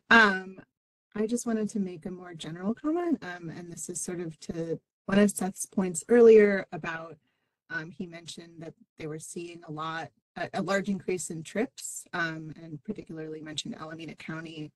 And I just wanted to note that we don't have access to that trip data because the offsets weren't submitted for that quarter, and just wanted to note that that's one of the changes that's being made in track 5, is that in the future we would have access to that type of trip data, and that understanding the patterns with trips, regardless of whether offsets are requested, is one of the key ways that we can understand whether the outreach methods being employed are successful.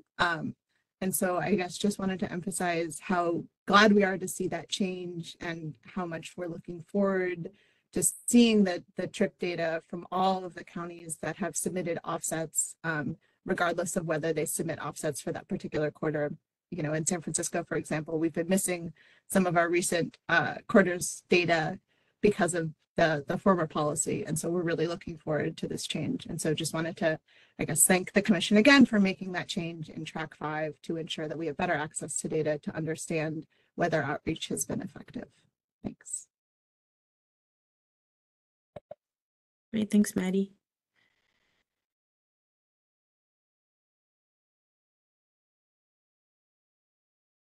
Any other comments?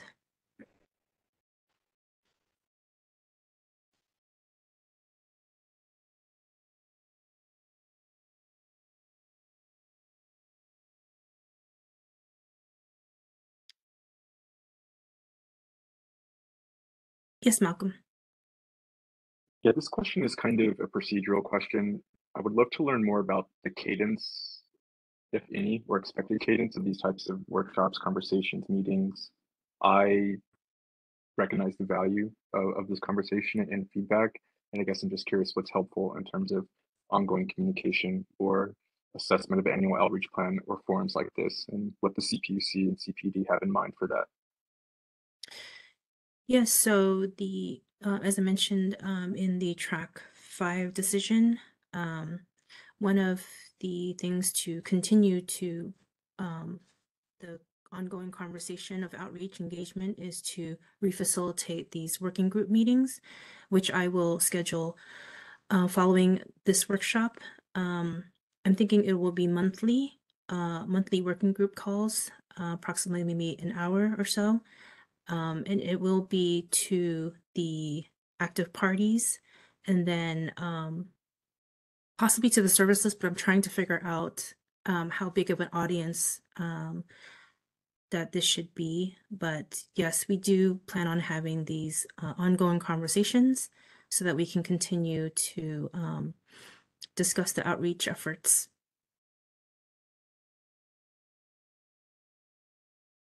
Thank you.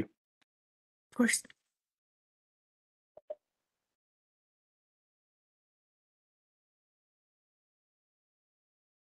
So because we have scheduled public comments from I